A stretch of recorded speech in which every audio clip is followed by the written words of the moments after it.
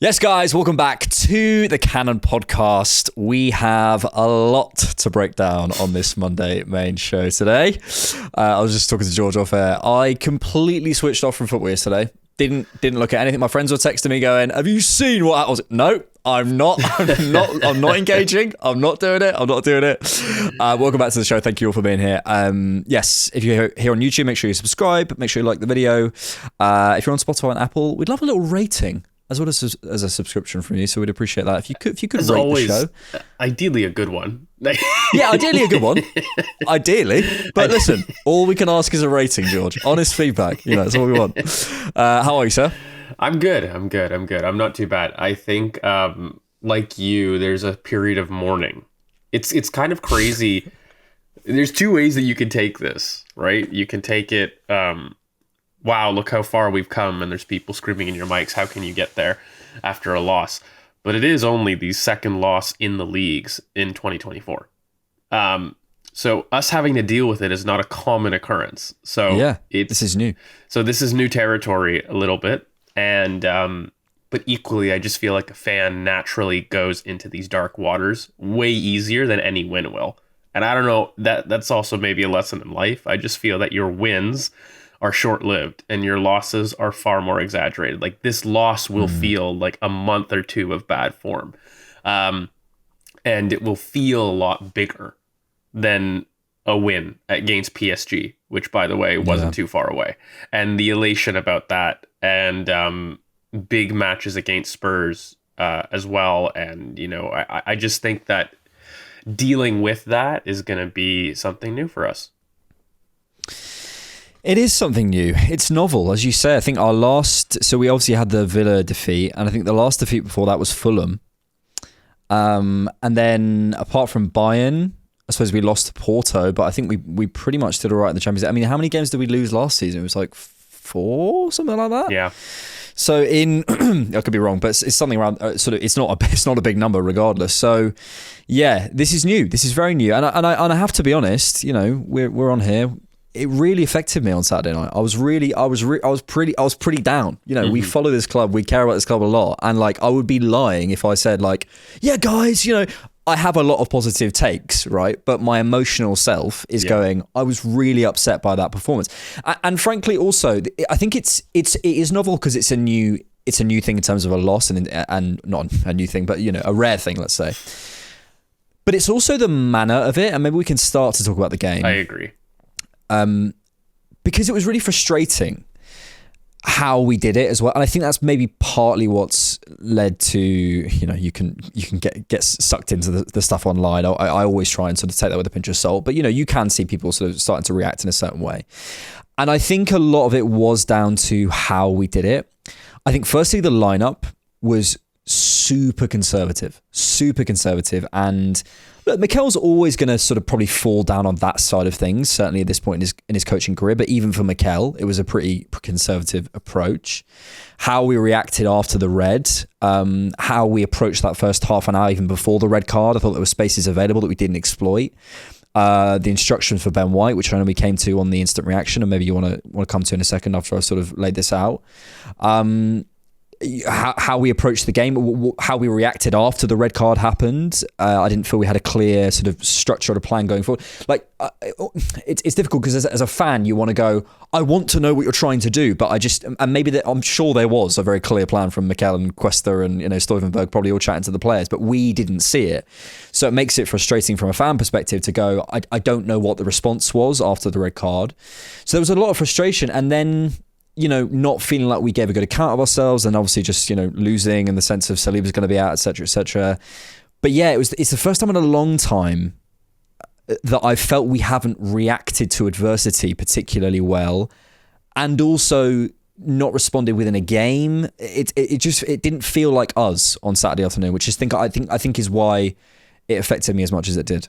I completely agree. I think I said on X where it was the manner of the loss that annoyed me. And you kind of listed off some losses in the past year that we've had, and it felt very Fulham away. And I felt similar to then, very angry, because I felt like that was a time where we let down ourselves. And I think that's what hurts more. And I really do believe in the idea that there's a way to lose. a football match. And I think players know it as it. well. And that wasn't it. I feel like if you give a good account of yourselves and, we didn't remain to our principles, really. There's no beating around the bush from my perspective. I just felt like we didn't maintain our principles. And for all of the conservatism of that approach, I felt as though our remit is out of possession, second ball dominance. And I didn't see that. And it had nothing to do for me with just having that flat midfield. What I felt like happened is the players had a deer in headlight moment when I felt like a lot of green shoots this season has been the players taking some freedom into the approach. And if I had to really bird's eye view this season, I felt like there was definitely signs of less rigidity. Whereas I felt on the weekend, we dialed it completely the other way and became incredibly rigid. Whether that was players not following instruction, whether that was Mikel's plan or approach, that can be debated. That's all intent. But I struggle with our use of our fullbacks in general in this approach, because I think a lot of people had a look at the lineup, me included, and thought, okay, flat midfield. All right. Very flat, probably missing a player between the lines. But I kind of looked at it as a case of, okay, then maybe he's planning on pushing the fullbacks high. And especially with Trossard, because of how he was used with Kai Havertz in previous games in terms of having a tandem, I'm like, okay, maybe we're having flying fullbacks, which in this case I could understand. So in fact, a flat midfield would work if you had two fullbacks willing to really exploit the width and really go up on the width. My only issue is, even from the lineup, I felt Ben White was not the right selection for this match. I felt as though being braver, and that could be another talking point a little bit later down the line in terms of having Ethan Nwaneri as a player between the lines, felt important to the connection of the team. Because when you add so many players that are quote unquote 6'8" and you have a fairly flat midfield, what you lack is a vertical reference. And, I think that you could have got away with it if you had Calafiori asked to be a little bit higher and wider more consistently in the match, but this was one of the most conservative, if not the most conservative Calafiori I've seen. So it wasn't just Ben, who, by the way, I don't want to give him an excuse, but he does have one. I mean, he's coming off an injury, clearly. He didn't look right either, by the way. I don't think I saw some... Well, he's not played football for a month. No, and I don't think that he looked right at all, not just from a fitness, but I think running, like, he didn't look fit. So he clearly did something in terms of making himself available yet again, which I have no problem doing. But then I started asking questions. That's when I start to analyze and I start to say, okay, so you're having a Ben White who's quite conservative because of injury already, and you're adding a third 6'8". So I already know one fullback is going to be more conservative. And then I ask yourself, okay, Calafiori, mate, like, you're going to be the one that's going to provide the thrust at the very least. We're going to see you high and wide, and we're going to see Trossard a little bit more inside because we know what he's like when he's shifted out to the wing. And I didn't see it. And yeah, I'm going to get that either. Yeah. And so it left me with a lot of indecision. It left me with a lot of confusion, not just as a fan, but I think I saw it through the players. The players looked confused. Once they broke the press, there was a confusion about who would take ownership in the final third. And that lack of clarity, I think, is something that we don't associate with a Mikel team. At the very least, we are structured and we can at least figure out where we're supposed to be. I don't think anybody with confidence could say that yesterday.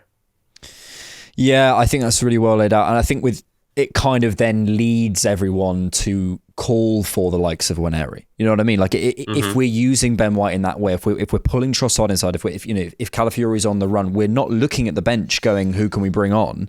Because it's already happening. And then you don't have to have the conversations about putting on a 17-year-old to save us, save us against in the Premier League. So it's kind of further downstream. I also think at the top of that, you mentioned about the size of the players as well. It's really frustrating to put that lineup out there and go, okay, well, even if we're going super conservative, at least we're going to be winning all our duels. At least we're going to, control the territory. At least we're going to be, we might not be able to break them down, but we're going to be able to, be camped around their box, winning every second ball. That wasn't the case either. So it was kind of the worst of both worlds, really. But I want to come on to this, as a more of a bigger topic, I guess, which is kind of dealing with adversity, because this is, as we say, this is a new thing. This isn't something that we're used to, and I don't want to extrapolate out. I especially don't want to extrapolate out and put too much narrative and too much into the future from a game with no Saka, with no Odegaard, where we get a player sent off after half an hour, which we'll come to in a second. We'll talk about the ramifications of that and so on and so forth. I don't want to extrapolate too far in the future, but what I will say is I think this is a game where we didn't deal with adversity well, and we're going to have to come up against this again. We're facing the greatest manager, in my opinion, in the history of the sport. Also, and even if you don't agree with me, certainly one of the great Premier League managers, at least, surely, against one of the great, in my opinion, the best, but surely the baseline would be one of the great Premier League teams. We're going to come up against team, in one of the best leagues in the world. And before this game, we were top of the XG charts for 11 versus 11 before the Bournemouth game. The signs are good, and we're going to have games like this. And it's frustrating to me that firstly we didn't respond, but secondly there was a bit, and normally I'm the one shying away from this conversation, but I'm actually willing to go here today. There was a bit of doom and gloom from our fans. There was a bit of a it's all over. And I'm like, guys, there's a part of me going, okay, because I saw a lot of people saying, the mentality of the players. And I'm like, no, the mentality of the mood. If you in the same sentence can say the title's over and also criticize the mentality of our players and can't see the irony in that, after one loss, and I do, again, I'm always the one sort of fighting against this. So this is kind of not my territory. But it was concerning to me to see how many people, and I know it's only online, seem to give up. I was like, guys, we're going to have to face this. We're going to have to face times in the season where this happens. And yeah, I don't want to project too far, but just on this case, it was concerning. I feel like it's because there's a lot of, I don't want to be rude and I don't want to be ageist, but I really feel that our fan base is also between two generations in some level. The amount of people that have seen Arsenal be successful is far less than the people that have not seen them be successful. And that naturally, far less vocal as well. Well, yes, absolutely. And so I think that there's a part of people that have said I've waited long enough. And I felt that this team is good enough to win a title. I think we've actually crossed the territory that if I was to take a straw poll before the season, by the way, not even just now, because after a loss, everybody will say that we're crap and it's done. But in terms of taking a straw poll, how they felt their faith and the trust in the team, I would say 9 out of 10 people felt that Arsenal not just had a chance, but a very good chance of winning the title this year. And so there's an acceptance that this team is title worthy. And then when they don't perform title worthy, the fan natural reaction is a gut punch in terms of going the other end. But I have noticed, and I've said this in the past, maybe it's because I'm North American and I can see some of the perspective a bit. I've noticed the Arsenal fan base, for me, are very emotional and very quickly turn to the hyperbole of any situation. And it's not so much faith in the team, because we've seen a loss, so that's why we're seeing this be negative. But it could even be positive. We're either absolutely elite and world class, and there's nothing that you can do and criticize Mikel for, or at times when we face adversity and we see things that we don't like, we aren't as good as we thought. We never were good, and really this was just a patch of form that we were looking to kind of Band-Aid over. And I mean, the truth of the matter is that that's why I like zooming out and saying it is the second loss in the league in 2024. So factually speaking, there's no way that you can intellectually tell me that this is a team that have been getting by. And, when you have a look at the schedule and you have a look at, what we've been able to do with the injuries that we've been able to do with the points that we've able to accrue, absolutely, you can't tell me intellectually that it's not been a good start to the season. However, However, I think it's the manner of the loss which wipes a lot of that away, and you're only as good as your last game, fundamentally, in sport. Yeah. And so that is, I think, what's dominating what we're seeing. Yeah. I mean, I will always maybe push back against the Arsenal specialness thing, but I do agree that there's always going to be a portion of fans who do that, and it's frustrating because the team need our support.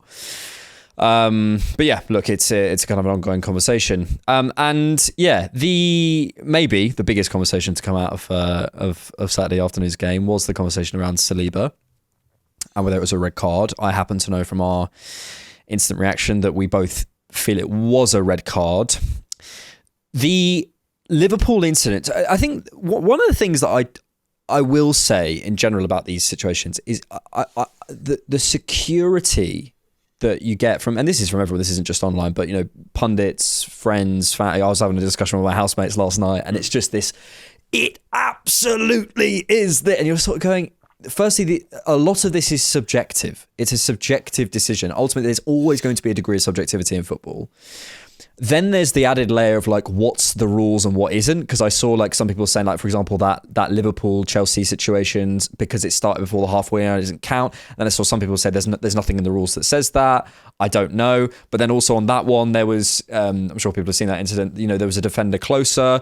Then people are saying, well, Ben, here's a clip of Ben White chasing down Leroy Sané. He would have caught him. And then you're like, okay, do you account for how quick players are? It's this really weird subjective world. And you can only go, which is combined with some objectivity, and you can only really go with your gut, I suppose, in the end, and try and justify that. And my gut on Saturday afternoon, mate, was it's a red straight away, which might not be right, but that was, I have to be honest about what I felt. I was watching it. I know people who watch the instant reaction will know I had a bit of a howler, so I had to watch it in the back of a taxi on my phone. And yeah, I knew, and I was like, that's a red. Mm-hmm. That's a red straight away. It's what I felt. I think we can siphon off this conversation from the other red card conversation and just talk about this one. And I don't know if there's anyone to blame, because I look at the Trossard, it's just a mishit from Trossard. I think some people are looking to blame him. I don't see it that way. It's not like it's a consistent thing he always does. I think he just mishits it. Saliba mishandles it, which happens, and you get a red, and it happens. And I think it's most frustrating because of the context that it's in rather than the isolated incident. Do you know what I mean? Yeah, and it's but it's also exemplified of like the story of the match. Our traditionally most composed player in the back line had a moment of, panic. Yeah. And I again, at the expense of not rehashing round 11 of media narrative, it is definitely, I was the least emotional to this red card personally, because I completely saw the denial of a goal scoring opportunity. And people are going to, why you're seeing the investigation into this, I think, is because of what people have felt before a lot more. And I'm with you. I saw that and I felt like, fairly confident of a red. I don't want to say clear red, but I was very much, let me see the replay, but that doesn't look good at all. He's pulled him. I don't care how hard you have to pull somebody. You can't pull somebody when you're the last man, fundamentally. Yep. And whether or not Ben White is running back, Saliba's clearly the last player in that line. And and so I thought, no, that's going to be a red. So yeah, and my biggest lesson was, again, that's not Saliba. I mean, if I was to go and sit there and say, who's one of our best 1v1 defenders in terms of their controlled aggression and dealing with situations, I mean, Saliba's up there. And it really wasn't a case of where I felt like the backline was comfortable all match. And it was coming before that. And I don't know, maybe we could get into it, but I really felt that David Raya had one of his tougher games. I haven't seen as shaky of a game from David Raya in the past. And the only reason, I'm not trying to single him out, but I think that informed the indecision in the back line. And it created moments where people were doubting their decisions. And I felt like it wasn't just him. Saliba struggled. I think Ben understandably struggled, first start in a while. That right-hand side was not clicking. And it wasn't a case of finding people. It was a case of doubting their decisions. There was a lot of times in build-up I felt that there was, especially down the right, there were people looking to pass, second-guessed their pass, delayed the pass, and then made a sideways pass out to the wings that invited more pressure. And I was sitting there thinking, okay, there's a lot of indecision here. And then, there's a couple moments that I think David Raya gets away with things in terms of overcomplicating a very simple pass. And the signs were there that we were nervous. And I felt unsure as to why that was the case. Because if you looked at it, we were beating their press quite easily. I mean, one of the things was I really saw a lot of times that we got through their first line very easily, actually. Like, I didn't worry. I didn't think that their press was particularly inhibiting us from doing midfield, but there was just so many indecisive moments that once we broke through midfield, there was a lack of clarity about who was going to go where, how we were going to enter the final third. There was no consistency with that. And, again, I said this in the instant reaction. I think you can expect in the final third a level of indecision because that front three has never played together. So factually, I was expecting some level of miscommunication. But I think what worried me a little bit more is that we were unable to keep the ball in the final third. And what seemed like after breaking pressure, which we could have done, I felt like we never really sustained it. There was no reference point, and people got tired and sloppy, and the mistakes kept going. And that moment was just emblematic of the match, really, for me. A bad moment, but an even worse reaction. And that, for me, was the case where, yes, Trossard, it's a bad moment, but Saliba reacts in the worst possible way to that situation. And you're left with, a red that leaves us, again, playing a match with, 50 minutes, 55 minutes playing with 10 men. The one thing I'll say, no matter whose fault it is, when you're already having a team that's suffering through injuries, it does not help being the team that consistently plays the most with 10 men in the season. And you can't be successful, no matter how you want to approach it, by playing and consistently playing with 10 men. We've got to find another way. And look, I think the place where I share people's frustration with the refereeing is the inconsistency across matches and across games. That is absolutely a problem and a concern, and made even worse by, for example, Howard Webb going on the overlap and saying that basically, we decide whether we send someone off for a delay in the restart because of a game state. I'm not having the conversation about whether that means Arsenal are targeted, but I'm having the conversation about the rule itself.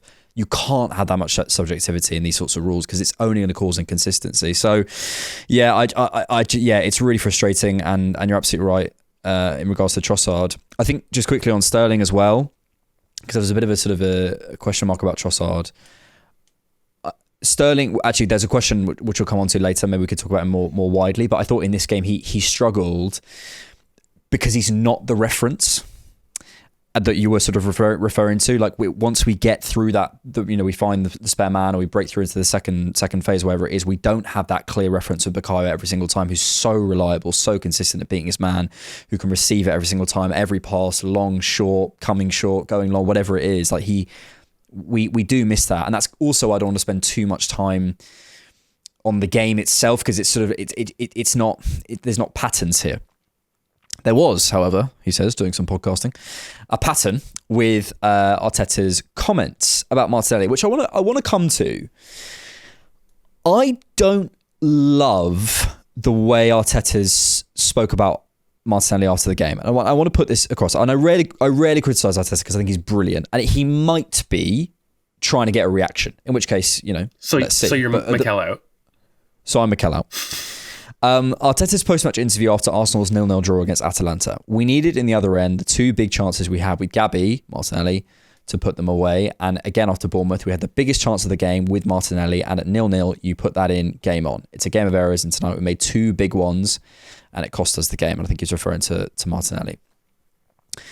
I think against Atalanta, he might have more of a case because he missed two chances. But the sort of pinning the game on Martinelli, especially with all the other stuff going on without Saka and Odegaard and blah, blah, blah, and all the stuff we said, I didn't love, and I'd love to get your take on it, because strikers miss, I don't care who you are. You're Erling Haaland, you're Kylian Mbappe, you're Messi, you're Ronaldo. You miss chances. I don't know what the numbers are, but I think most strikers miss 1 in 2, or certainly don't put 1 in 2 on target. More. But we know it's probably more. But certainly even the best of the best, they need 2 or 3 chances, and then they put away 1 or 2. I think to look at one chance from Martinelli and extrapolate out, and for me, Mikel, sort of, because he mentioned him twice in his post-match interview, sort of put the game a little bit on him, especially when without, Saka and Odegaard, with what happened with Saliba and so on and so forth. I didn't love, and I think it kind of led to a little bit of an inquest on Martinelli. And as you know, I'm someone who's more than willing to have a conversation about Martinelli and the individual thing. I don't think it's all down to this left-hand side stuff that sometimes people say. But I didn't love it, and I'm curious on your take. I think what I didn't like is you can almost go to an individual when the team is producing chances consistently, and I think that's kind of, if I could just take your words, one chance. Yeah, well, yeah, and I'd ask, like, how many more chances did you feel had a really good chance in the match? I didn't feel there was many. Zero. And that's what I think he lets himself down with. Like, I mean, I think at least at Atlanta, it wasn't even just Martinelli. I thought that we were actually pretty creative in that game. And what was happening was things were just not coming off. It was a case of us actually, I felt, at least in a very tough ground. I mean, Atlanta had moments, but I mean, we dominated play. And, we had multiple chances. It's just we weren't having a great final action as a team. That wasn't the case here. That wasn't the story of this match. The story of this match was it was a basketball game. Very few people could get control. And when Arsenal got into the middle third, not just the final third, the middle third, there was a struggle and an indecision that lacked a clear plan. And there was no consistency of final third entries.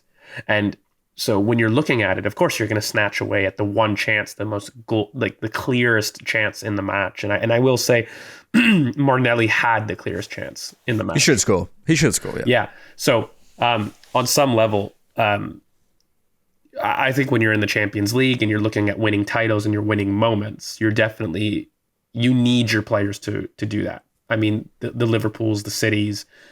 When you're talking about winning titles, yes, you're correct. But I think when you have an entire match that you're really struggling to create chances as a whole, that's what I find more worrying. And the fact that you don't address that, like, I would have much rather you had said, Gabby should score.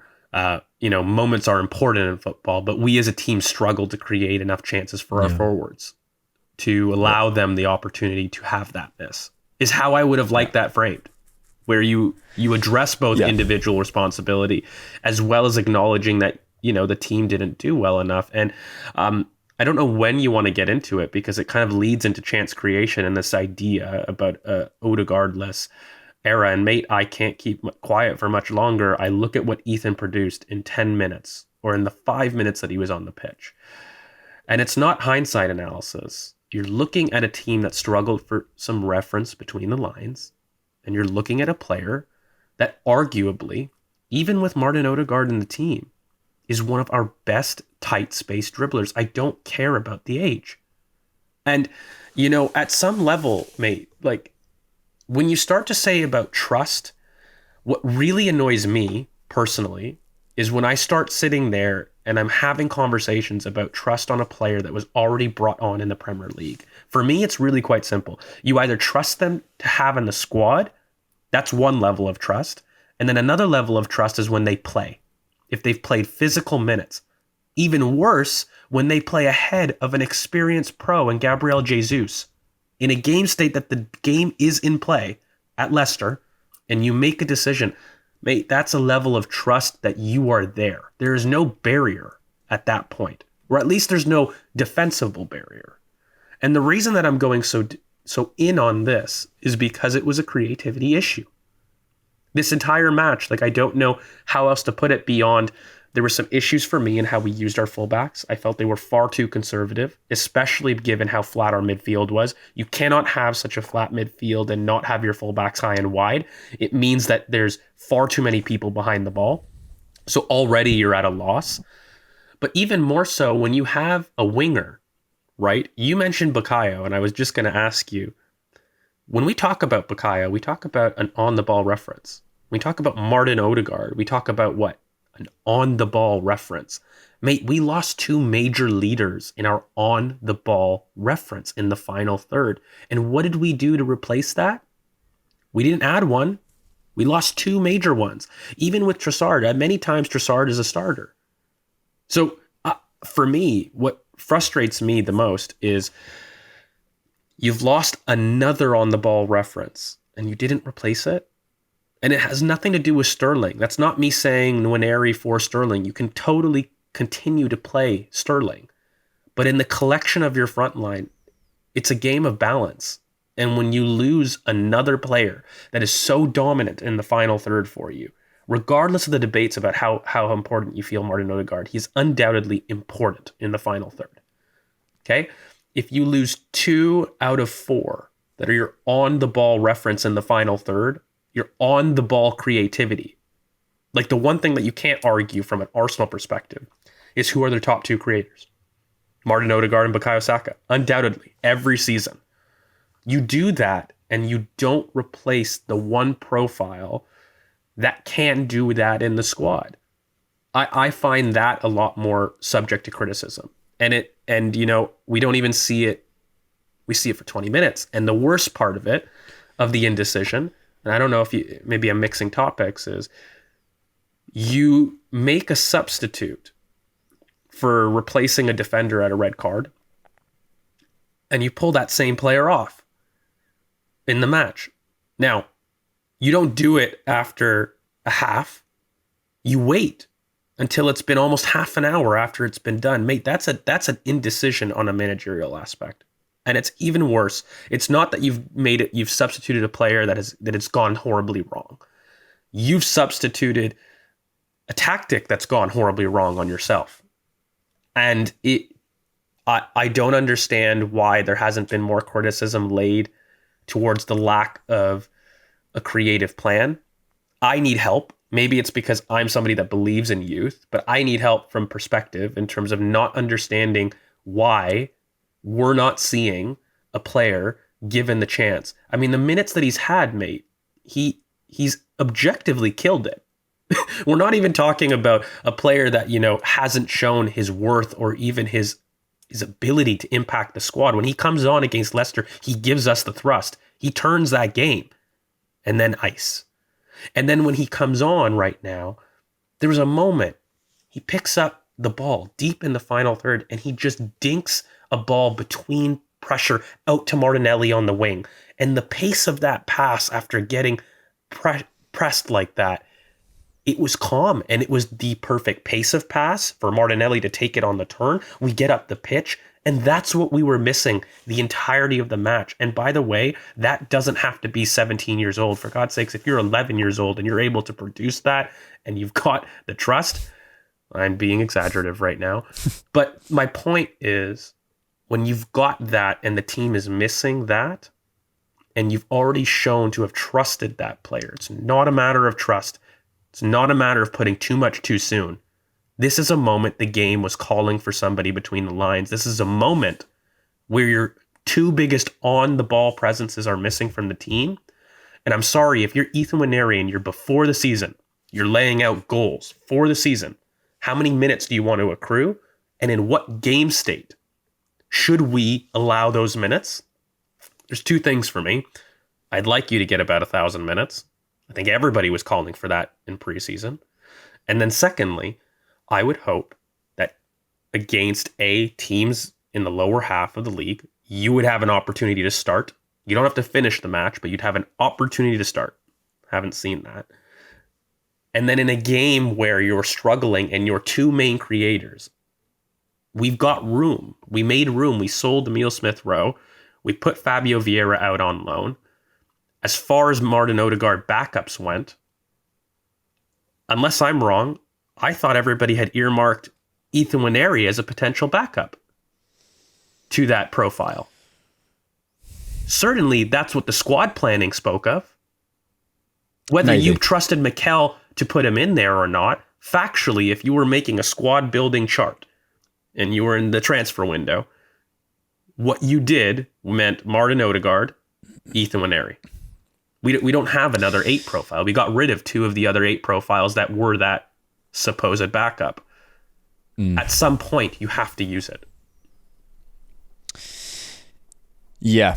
I think a lot of that is really valid. The problem is I suppose I'm maybe the function of me now is to offer the counterpoint, which is what Mikel might think, and I A, don't know, and B, don't agree with it. So I think if we put that to Mikel and he could genuinely answer, what do I think he might say? I think he might say something like, Ødegaard's role is too complicated for Waneri to start. Or, he's still learning the role, he's still young. At which point I would say, fine, but you have to have another creative thrust in the team. And we didn't have that against Bournemouth. Then you might say, okay, well, it's about experience and trust. And then I'm saying, okay, well, if you don't trust him, as you said, why are you putting him on against Spurs? Why is he being trusted to start against Bolton in the Carabao Cup? Like, if you don't trust him, why do we push for the contract? Like, it's kind of, not to relitigate the conversation about Mikel and youth, but it's like, you can't have it, but you can't say the talent isn't there, and then when the talent comes, say so I can't trust it, and then when the talent comes, not trust it. Like you don't get it both ways. I don't know is the honest answer, and what frustrates me as well is the substitute came after the penalty, so it's not even like So I think this doesn't. Maybe the conversation isn't about Waneri, it's about the conservative principles that Mikel has. It's not a sort of maybe an individual thing. It's about the sort of the paintbrush and the idea that he has of the art he's trying to create. And he's not using that tool, not because he hates that tool, but because of the vision he has of the entire picture. And that vision, in my opinion, against Bournemouth, he got wrong. I mean, I suppose we can only see going forward, but up to now, we've not had... Yeah, I don't understand. I'm trying to make sense of it, but I don't understand it, to be totally honest. I said it in the instant reaction. I was like, he made the subs that I would have made after the red card in the 85th minute. Yeah, I don't get it. And I don't understand. And I think where a lot of the anger comes from is, again, I'm somebody that at the very least is a very big proponent of balance. A lot of some of the things that I've talked about on this podcast, where if you're in the front line, I'd like 2 passers and 2 runners, ideally. If you're in a back line, you have an aggressor, you have a sweeper. When we talk about football, it's an interaction between players. You can't talk about an individual. And that's why I really hate to talk about individual moments, because this is a team and sport. And, you look at relationships on the pitch. And fundamentally, when you're looking at a game, and I have to elevator pitch what went wrong in this game, connecting back to front was an issue. We had no connection back to front. There's a multitude of ways that you can do it. We chose to not do that at every turn. So even the lineup that you put out, I feel we could have connected if our fullbacks were high and wide. They weren't. They weren't asked to do that. So it was very, very conservative. So then at that point, you're sitting there saying, okay, well, we need a change. And the change wasn't coming. We then have an experience where we're down a man. So now the game is now opened up, and you've got a new variable. Your reaction to that was to maintain the same conservative principles in terms of... And I think, just quickly on that as well, when you have 10 men, you kind of... The people who do that the best, they're kind of the ones who use that against... Because Bournemouth would have prepped for 11v11. Sure. Obviously. Yeah.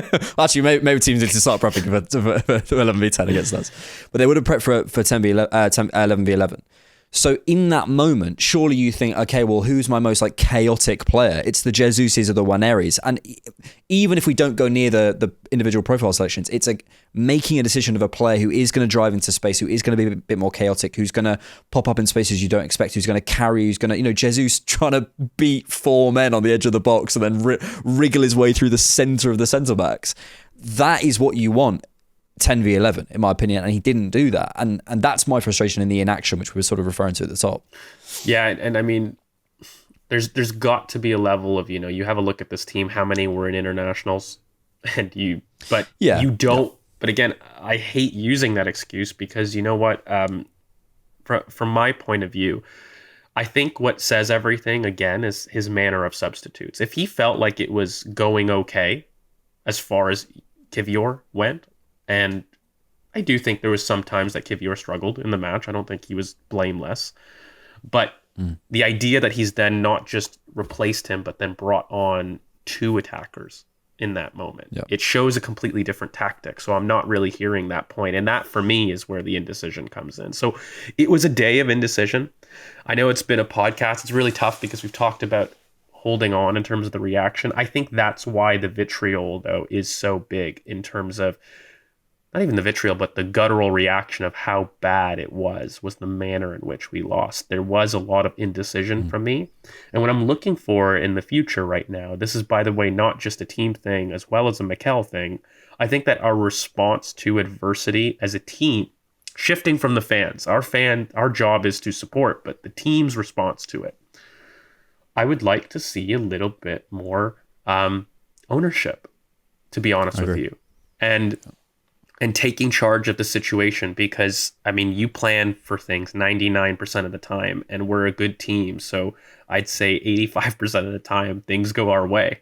We play the game plan that we want to, but when structure goes, and you know, when you are there as a coach, and I think you've been there, this team is about the players, mate, and players bail you out. And I don't think often enough I've seen enough of our players take the game by the scruff of the neck. And there's moments where if just as much as we do ratings, I truly believe a coach can have a bad game.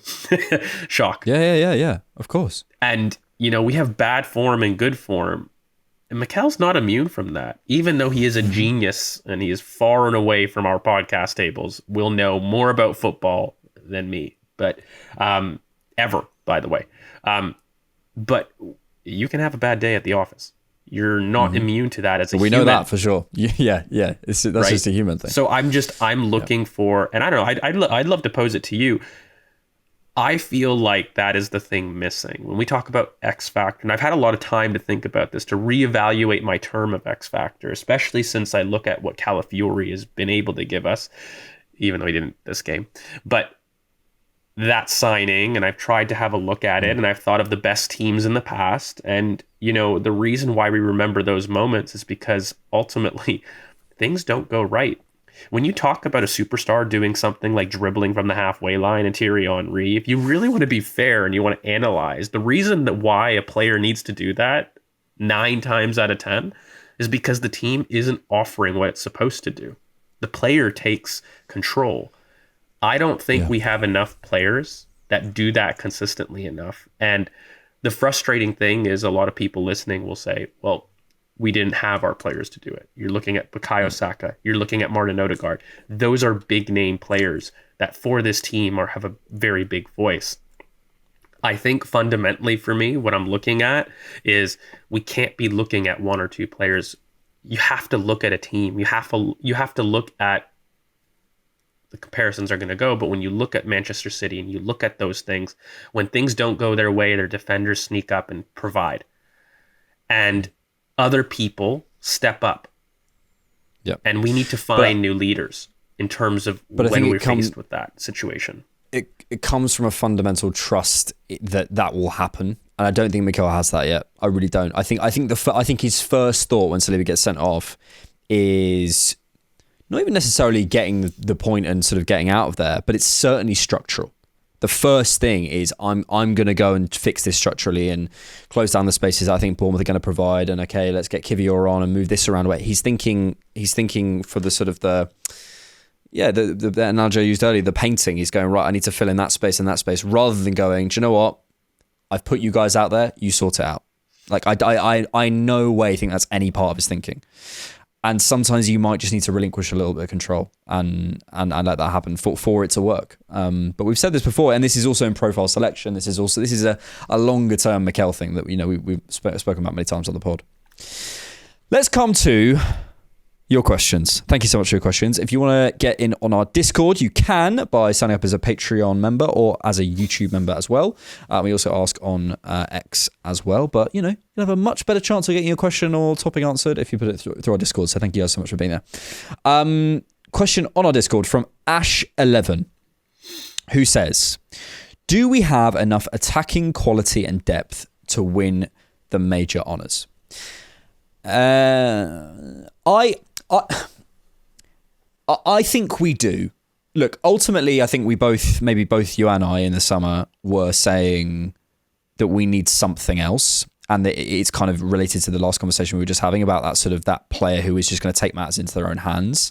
I still feel that matters. But when you consider the gap, which the question was to win major honours, when you consider the gap, and let's say the Premier League, the gap we're trying to close in the Premier League was 2 points. Is Rodri worth 2 points? is Arsenal signing Calafiori, Marino, and who else do we sign? Sterling. 2 points across the season. Yes. So while I still feel we have it, and also with what's going to happen with City in terms of the investigation, with how vulnerable I think City are on the transition in certain games and in certain game states, with how they looked against us at certain periods, with how we took the game to them, with the comments they all made, all that stuff that we've spoken about before, is that worth 2 points? I absolutely think it is. So I think while I still see a gap in our forward areas, I now feel we do have, and I still feel we're going to win the league. I know maybe a mental thing to say after this game, but it's a long season, and I still feel we have what it takes to win the league, and I think we will. No, certainly not. I mean, this is part of the problem. When you criticize a performance so heavily, you're not allowed in the same sentence to say that we're going to win the league. That's just simply something that doesn't fit a box. Not just online, but just in general. That nuance is certainly lost. I'm with you completely on that. And as far as the question goes, I can't lie. I spent all summer talking about transitional inevitability. And I hate to be a pick-me thing, but Martinelli, what is that situation? It is a transition moment. I don't trust this team in those moments enough. Not sure that's what a pick-me is, but yeah. Yeah. I heard that term and I tried to work it in to be relatable. But he's trying, guys. He's trying. I'm trying to be relatable. I think that, I don't trust that we have that quality in the front line. And I don't quite know if it's depth. Like, I'm not missing numbers. Like, I ironically think we actually have incredible depth for me. Like, I look at Trossard as a depth piece, and I think that gives me good depth. I look at Sterling, I think that's good depth. I guess the starting quality is debated about how you feel those pieces actually are. But I just think that this front line fundamentally miss a level of transitional inevitability that I'm not comfortable with saying there's the security yet. I think this collection of players absolutely can win a title. There's nothing that in me feels that they're unable to. But as I said all summer, if you want me to be bold and say we will do this versus us challenging to do it, that has always been the evolution that I've been looking to bridge. And I think that's the quality that the front line misses. Yeah. You say front line. I mean, a lot of our transitional moments, or in midfield, by the way, it doesn't have to be a front line. It's just the team. The team in general is missing that. Yeah, that's what it's kind of about to say. I think, like, Ødegaard has many qualities. He's not brilliant on the transition. If we're playing Marino there, that's not a player who's going to be charging through the midfield. Maybe Declan Rice, so there might be something in the midfield that we need to do that changes that. I don't know. I'm looking at the Musialas and Wirtzes of the world, and if that's the way we see the team going, then maybe that's where we go in the market. I don't know, but I do quite strongly think we have enough now. I don't think it's a case of another year where we didn't do enough. No, I think we have enough. Let's come to this question from DB_Gunner on X, who says, best solutions for Saliba absence through Liverpool, Newcastle and Chelsea. Well, I think we're appealing. I saw some quotes from Arteta this morning. I'm going to try and get them up now. I haven't got them exactly right. But I think he said something along the lines of the club are going to look at similar... Oh, here we go. The club will look at other examples in similar positions. Basically, I will leave that more to the club to understand the circumstances as well. Other examples that are very clear in the same position. So he's obviously referring to the... Well, maybe, I don't know, maybe he isn't. But he feels like he's referring to the Liverpool-Chelsea one. And there was also a Villa moment, wasn't there, as well? In a yes, Villa that was from 2020. I saw that one. Yeah, so let's say for the sake of argument that Saliba is out for the next 3 games. Could I ask you, though, isn't factually it just one? Like, regardless of our appeal, isn't it just one? I'm very sure that on the list, unless I'm wrong, I'm very sure it's only 1 game missed because it wasn't for violent conduct. Like, when I... Yeah, I don't know. Honestly, and so maybe that's a point that we don't know, but I'm pretty sure potentially. I'm pretty sure it's 1, but sure, let's say it's 3 because that's worst case scenario. Let's say it's 3, but but how are we going to cover him if he's how do we cover Saliba? Basically, is the question. It's still the right sort of trajectory. Look, if Ben White's fit, I don't hate the Ben White idea. I think Tomiyasu, I don't trust him. Maybe like if he was fit and in form, there might be a conversation there, but I don't love that. Kivior, Mikel has seemed very keen to do that, but I think especially if it's going to be 3 games, if it's 1 game, maybe. Especially if it's going to be 3 games, I think we need to develop a sort of mini cluster of games where we do something slightly different. I think Ben White's probably going to be more capable of doing that. White and Timber on the right hand side feels quite secure to me with Gabriel and Calafiori, so I'm kind of keen to do that. I think Ben White has the on-ball quality, which we forget because we haven't seen it in a long time from Central. I think we'd see more switches. I think we'd see a little bit more releasing the ball a little bit quicker than Saliba, which isn't bad. We just need to adapt. It's just different. I think Gabriel, I trust enough to sort of partner. Ben White has done that before, so that makes the most sense to me. But yeah, curious on your take. No, 100%. I even wanted to see it in this match because I felt that he wasn't fit. Yeah. You know, I think that not only is he the most natural replacement, he's also the biggest for balance when you're talking about not changing too much in the team just because he hasn't played there in a while for people. I mean, he absolutely is a center back. You know, there's no question about that he can do that role. And so I'm a big believer in also Saliba will be the central center back in our structure. More often than not, and I'd like to look at who's out, and I'd like to look at the best player that I'd like to orchestrate the build-up from that point. And I think that's Ben, especially in terms of short build-up, in terms of his ability to find people between the lines. Yeah. I don't trust the angles that Kivior can receive on to orchestrate the build-up. I think he does a good enough job, but it's not perfect. And I think when I have Timber, I need that thrust up the pitch. Can Timber do the role? Sure. I don't love the height in between that. And I think he's very conservative, by the way, Timber. People don't talk about this in terms of his build-up passing. When he's in his first build-up phase, he's very conservative. And Saliba is our progressor. So we need somebody willing to progress. And I think that when Timber's in the middle third, he becomes a very different player with his passing, very creative. And we need that thrust. So if he was to get back fit, and again, versus Liverpool, I mean, the one actual question is, I don't actually worry about Saliba. I worry, is Mohamed Salah enough of an issue that you make Timber left back if he was to be fit? That's an even better question for me. And whether or not you have to find a different solution at right back broadly. Because I actually feel that Ben White's a perfectly capable solution at center back. Like, I actually worry about that very little in terms of how well he'll do. But I do wonder, are people okay with Calafiori being Calafiori against Mohamed Salah? Like, I actually think that's a bigger conversation.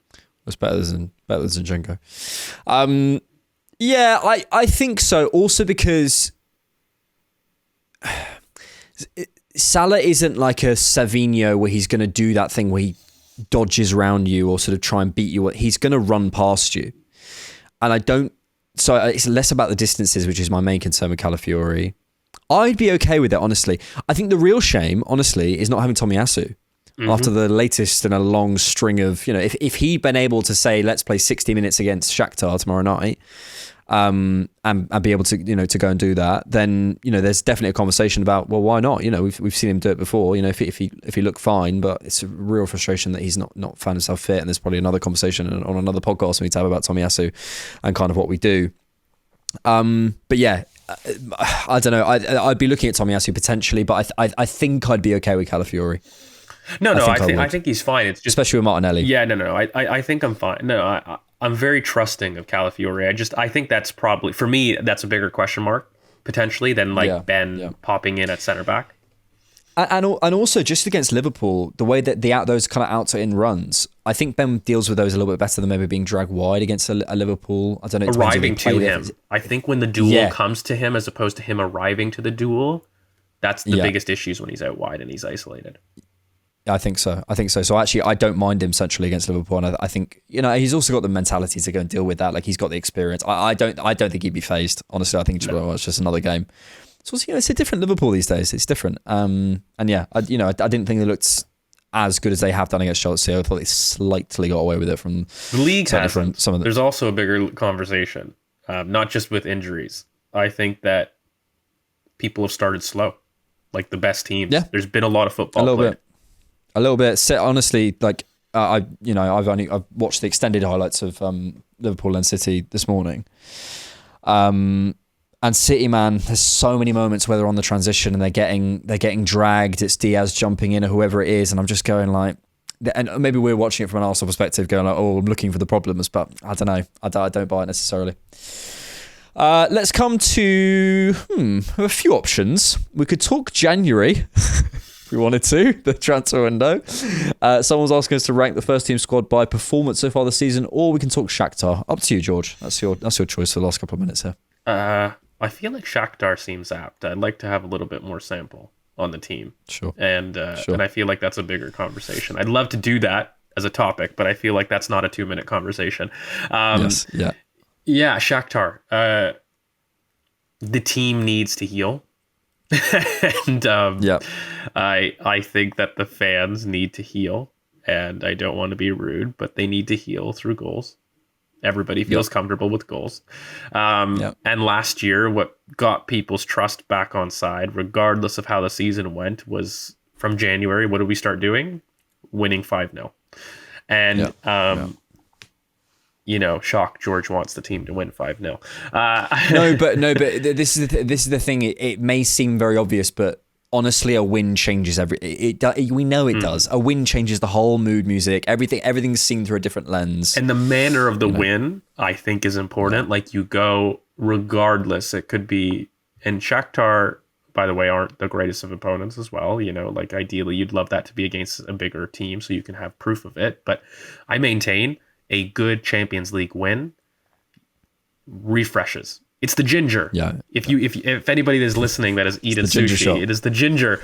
There's the ginger shot, or even there's a piece of ginger that you take between eating sushi pieces. And a big 5-0 win is the ginger shot that the team could need to take a game against Anfield, or not Anfield, but of Liverpool, and kind of change the script a little bit. Because I do think I'm seeing things online, not just that it's over, but it's the idea that even this weekend could be the season-defining game.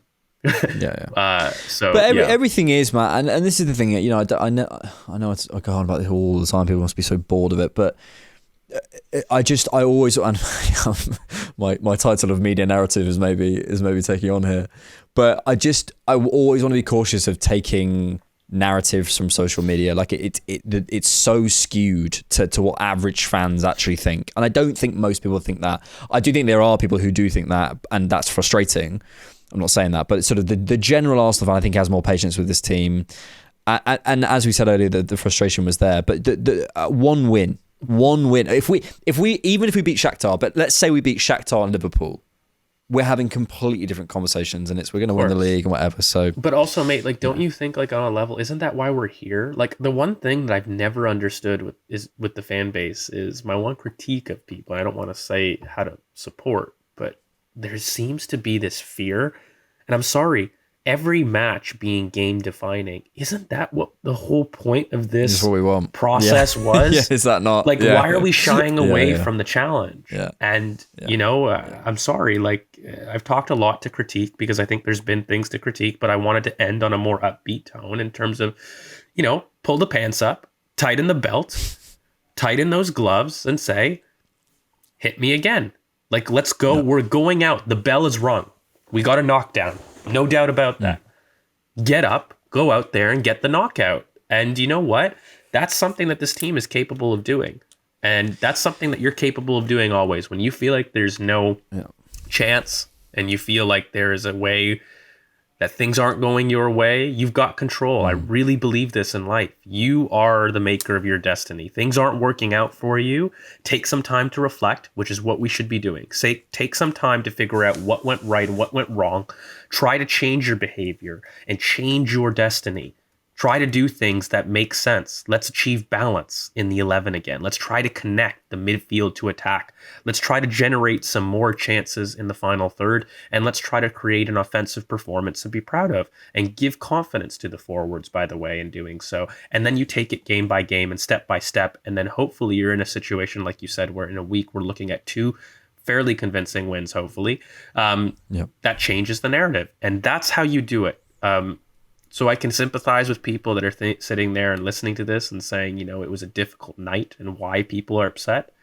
But guys, dust yourselves off. Like, you've got to have faith that you and you alone are going to change your tide. And Arsenal, and I don't think the team is doing this, by the way. Maybe I'm speaking to the fans a little bit in this, but the team, I can assure you, and the players and Mikel isn't looking at somebody giving them the title. This isn't going to be an easy process. There are people, and probably the greatest manager to have played the game, that have two hands firmly prying it away. We're going to have to take it. So it's going to be on us. Someone needs to clip that up and put the Titanic music behind it.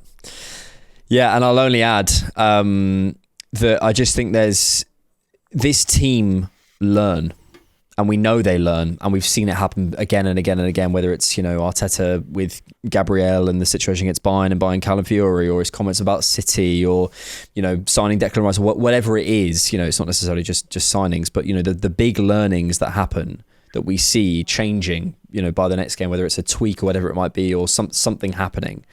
You know, dealing with, you know, going away to Villa Park after having, you know, had the situation last season and sort of beating that demon. We know we can go and do that. So I'm not worried about that. And I'm just really keen for us to, take a look around at ourselves tomorrow night and just go, look, we can go and spank these 5-0. Yeah. Let's go and do it. Let's put on a show. Let's get everyone going, oh, Arsenal won 5-0. Jesus, right, okay. And get Liverpool scared again, because they will be. They absolutely come into the Emirates. The tide has turned. Even last year, Liverpool coming to the Emirates with Klopp was like a little bit 50-50. We're the favourites. We're the favourites this weekend.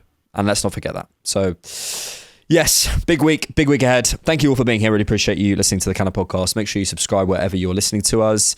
Got some stuff coming out. We're probably going to do a rewatch of the Shakhtar game, or maybe probably not. Because no one wants to watch that Bournemouth game.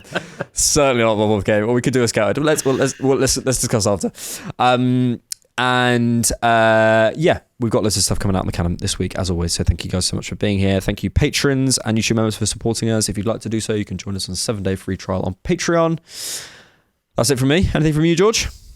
No, just believe. That's all. I think believe, guys. Believe, guys. Believe. That's it. Thanks for watching. Thanks for listening, and thanks for keeping it Arsenal.